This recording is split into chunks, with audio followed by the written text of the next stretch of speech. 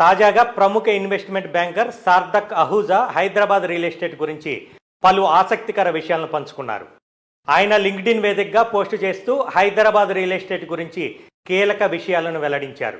బెంగళూరు, ముంబై, గురుగ్రామ్, ఢిల్లీ వంటి నగరాల్లో రియాలిటీ భూమి ఉందని అందరూ అనుకుంటారని, కానీ అది నిజం కాదని 2020 నుంచి ఇప్పటి వరకు అంటే దాదాపు 4 ఏళ్ల కాలంలో హైదరాబాద్ రియల్ ఎస్టేట్ దుమ్ము రేపిందని చెప్పుకొచ్చారు.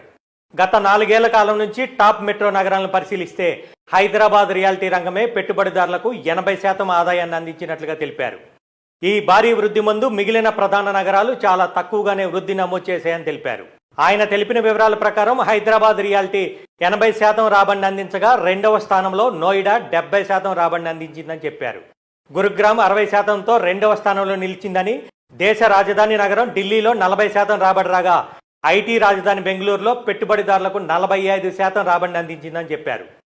భారత ఆర్థిక రాజధాని ముంబైలోని రియాలిటీ రంగం పెట్టుబడిదారులకు కేవలం 40% రిటర్న్స్ మాత్రమే అందించిందని, ఇక కోల్కతా 25% వరకు ఆదాయాన్ని అందించగా చెన్నై అత్యల్ప స్థాయిలో 20% మాత్రమే రాబడిని అందించిందని అహూజా చెప్పుకొచ్చారు.